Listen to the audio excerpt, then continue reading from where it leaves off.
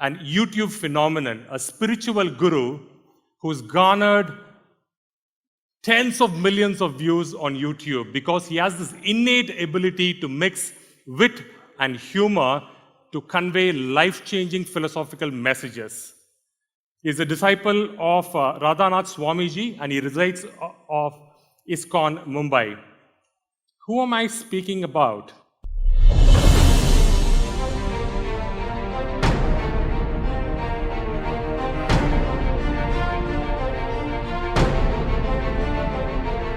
Ladies and gentlemen, our pleasure to invite His Holiness Lord Gopal Prabhu. मूकं करोति वाचालं पंगुं लंघयते गिरिं यत्कृपा तमहं वन्दे श्रीगुरुं दीनतारिणं श्रीचैतन्येश्वरं परमानन्दमाधवम्. It is my great honor and pleasure, privilege to be amongst all of you here this evening, this afternoon. I'm still in Germany. And my sincerest gratitude extends to Colonel David, Shrimanti Renukaji, and the whole Radiant group for having invited me over for this wellness conclave and to be with all of you to share a couple of thoughts this afternoon. The subject matter I was asked to speak on is spiritual wellness. I travel a lot and I see that every country has a USP, a unique selling proposition. When we talk about the United States of America, it has a USP: liberty, freedom, comfort for the citizens. When we talk about the United Kingdom, it has a USP: royalty, the supremacy of the Queen. When we travel to Japan, Japan has a USP: technology. You travel to the Middle East has a USP: oil. And when we talk about India, India also has a USP, a unique selling proposition, something that all of us are known for. Sometimes I say, how do you recognize an Indian? An Indian is known by a man or a lady who will use the shampoo till the last bit by putting water to the bottle. How do you recognize an Indian? You would know an Indian by a man or a lady who will use the balan, the rolling pin, to squeeze the last bit of the toothpaste out of the toothpaste. How do you recognize an Indian? An Indian is a person who gives another person a missed call. That culture doesn't exist in the world. There's nothing like a missed call in the world, by the way, ladies and gentlemen.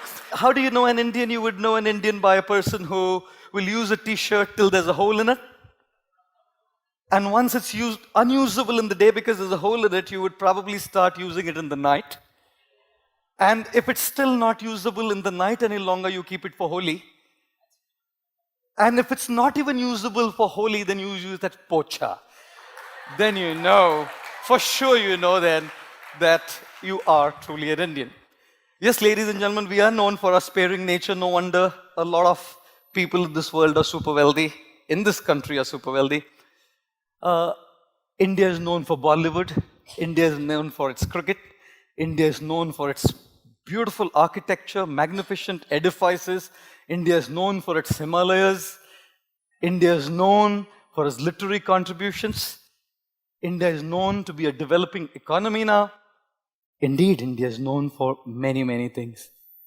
But what India is specially known for on this planet Earth is its unique contribution in the field of spirituality. Wherever I travel in the world, I see people glorifying, talking about, eulogizing the principle of spirituality that comes from this great land, Bharat Bhumi. People from America, people from Europe, people from different parts of the world come to India to see the beauty of India. But if you go to Rishikesh, you go to the Himalayas, there's a lot of people out there who are coming here to learn spirituality, who are coming here to learn yoga, who are coming here to learn the inner engineering, the inner ecology of life. Of course, when we talk about wellness, how can we neglect the principle of spiritual wellness? This afternoon, I thought I would share with you an analogy that one of my spiritual mentors, His Holiness Sachinandan Swami, who's a German by birth, once told me. It's a beautiful analogy. It's called the tree of life. Whenever we look at a beautiful tree, one of the most essential parts of the tree is its roots. A tree has three aspects to it, essentially. One is the roots, the second is the trunk, and third is the crown of the tree. And when we talk about the roots, a healthy tree has healthy roots. The deeper the roots, the stronger the roots, the tree stands strong in storms, cyclones, hurricanes, and tornadoes. And the roots are not seen to our eyes.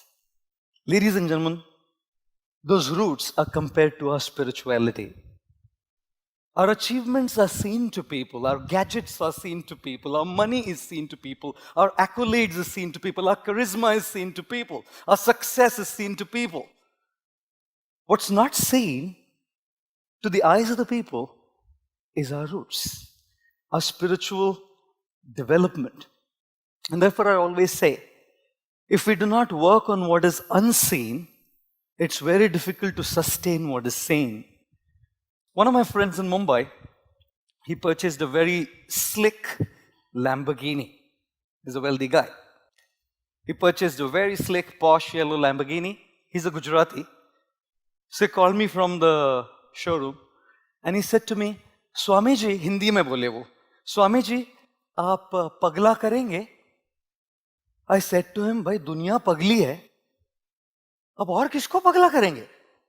He said, nahi. In Gujarati, pagla means, will you kindly touch your feet to my car? Pagla. Ghar ka pagla karenge, gaadi ka pagla karenge, office ka pagla karenge, which basically meant, will you bless my car? I said to him, bhai, Lamborghini hai. Kyun nahi karenge pagla? Sadhuon ko kab Lamborghini ka pagla karne? I said, please come along, The gentleman drove to where I lived. And he said to me, well, we'll go for about a 15 minutes drive. I said, fair. Let's go. We started off. As we were driving, I was in the passenger seat, the guy in the driver's seat. The car halted at a traffic light. And there was another guy right next. He kind of turned around and he saw this slick, yellow, posh Lamborghini in Mumbai, a rare sight to see, and his eyes went big. Wow! And straight after, he looked inside the car and he saw me and his eyes went bigger. And he had this expression on his face, Kya Swami ji, aap bhi? I wanted to pull the window off and said, Mere bhai, ye meri gaadi nahi, main pagla tha jo pagla karne baitha hai idhar gaadi pe. It's not my car, man.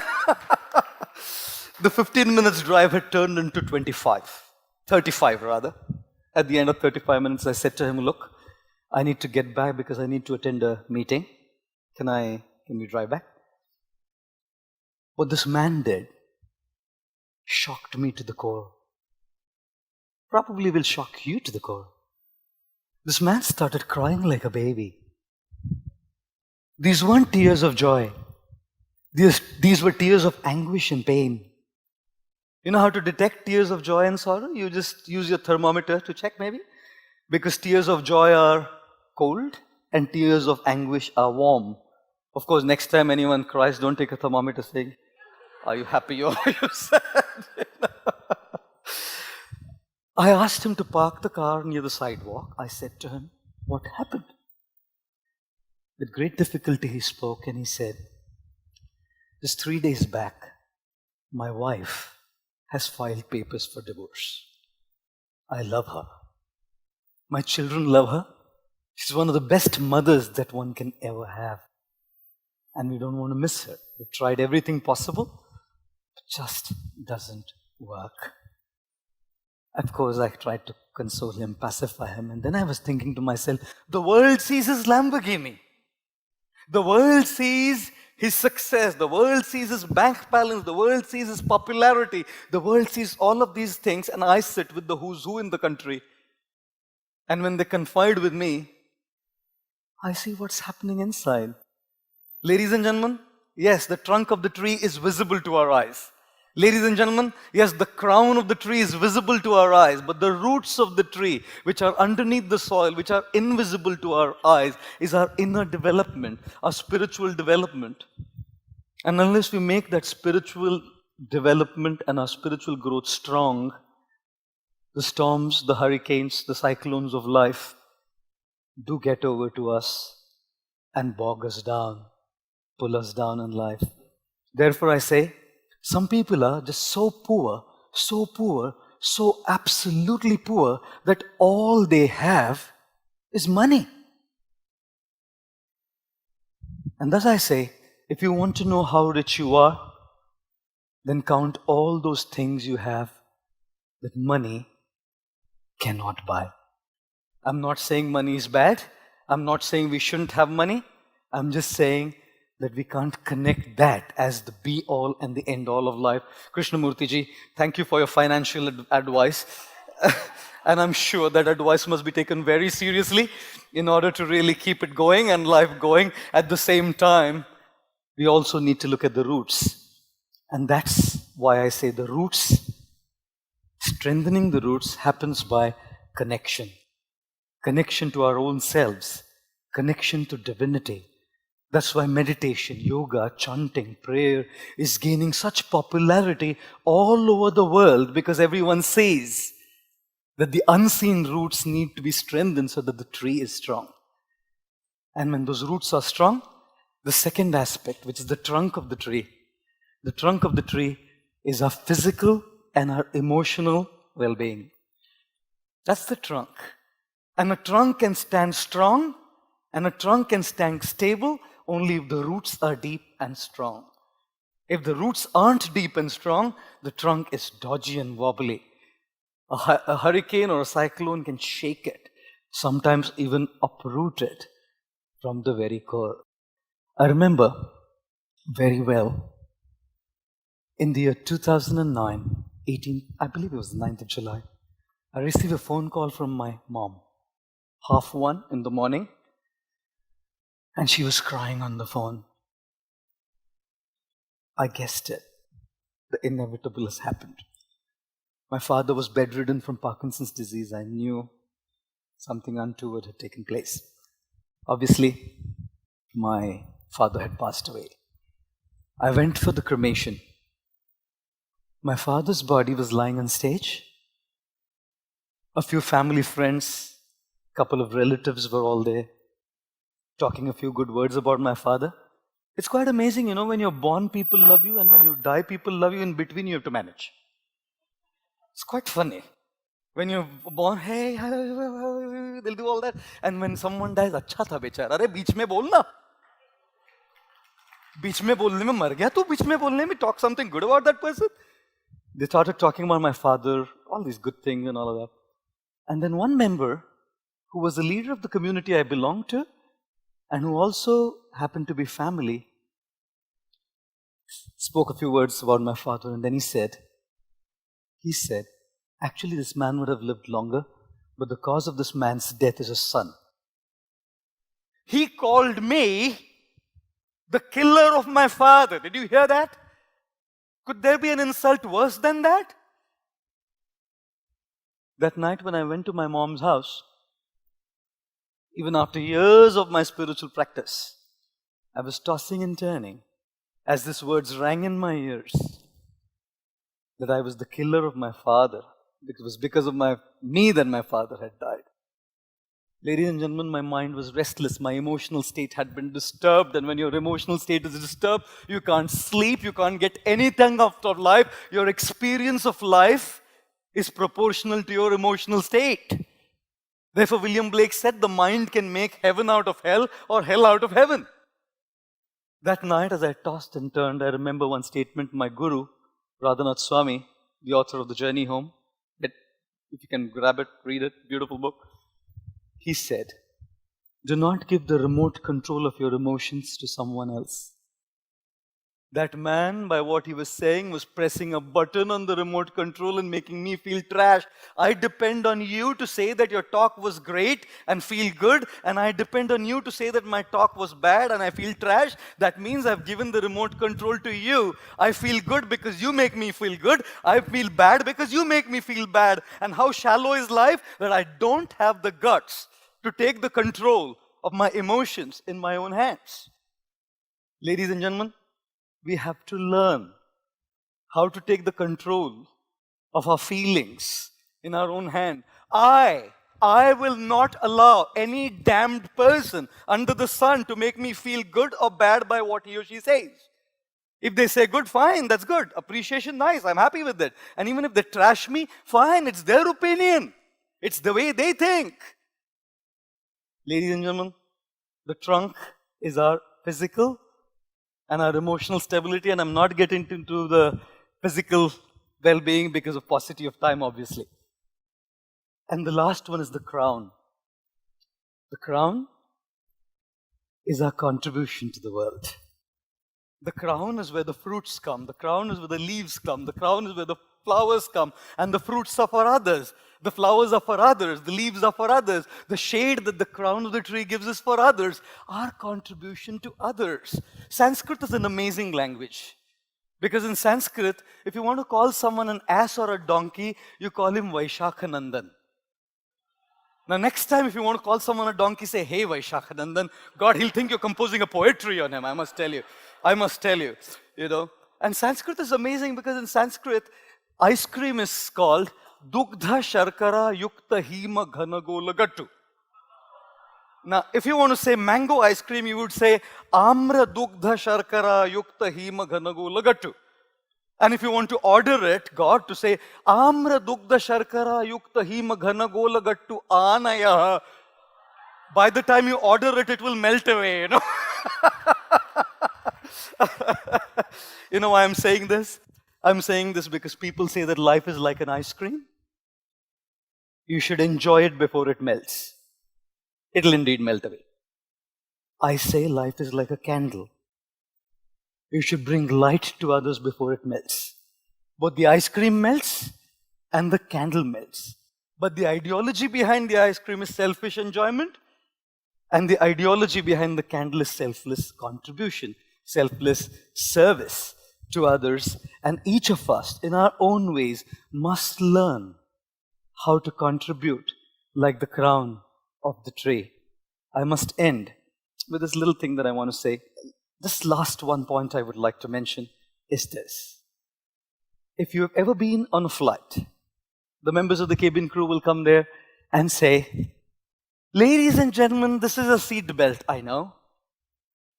This you have buckle it, I know. I know some pilots are sitting here, I must apologize. You know, if there be a lack of oxygen supply in the cabin, oxygen masks will drop from the cabin above your heads. Secure your mask properly and breathe normally. Make sure your oxygen mask is secured properly before you help others. God, I thought this is the height of selfishness. But if you don't keep yourself in place, you can't help others. If you don't have resources, you can't share your resources. If you don't feel love, you can't share love. If you don't feel hope, you can't give hope. If you don't feel uplifted, you can't uplift others. Therefore, be selfish first. Care for your roots. Care for your trunk. Because only when your roots and trunk are in place, then the crown can give others. How many of you like to look beautiful? Any of you like to look handsome? Those who are not raising their hands think they're already good looking. Anyway, that's another story of it. One lady came to class, teacher came to class and wrote on the whiteboard, I am beautiful. Which tense is it? The student says, past tense, madam. You know. Our late president, Shri Abdul Kalam ji, said a very nice thing which left a deep mark on me. He said, if you really want to look handsome, give your hand to some, and you will automatically look handsome. Because handsomeness is not about beauty and looks, it's about how we contribute to people. I conclude by saying, if you are beautiful, it's God's gift to you. If you live your life beautiful, it's your gift to God. And therefore, the tree of life is about three things: roots, unseen to the world, deepen them by connection to the divine, connection to God, your spiritual practice, your meditation, your prayer. The trunk, which is about cultivation of emotional and physical wellness, emotional stability. Do not allow others to remote control you. And three, the crown is about contribution, giving, returning back, a sense of purpose. Because the purpose of life is a life of purpose. And thus the tree of life teaches us three things: connection, cultivation, and contribution. Ladies and gentlemen, I wish to thank all of you very, very much for your kind attention. Thank you very much.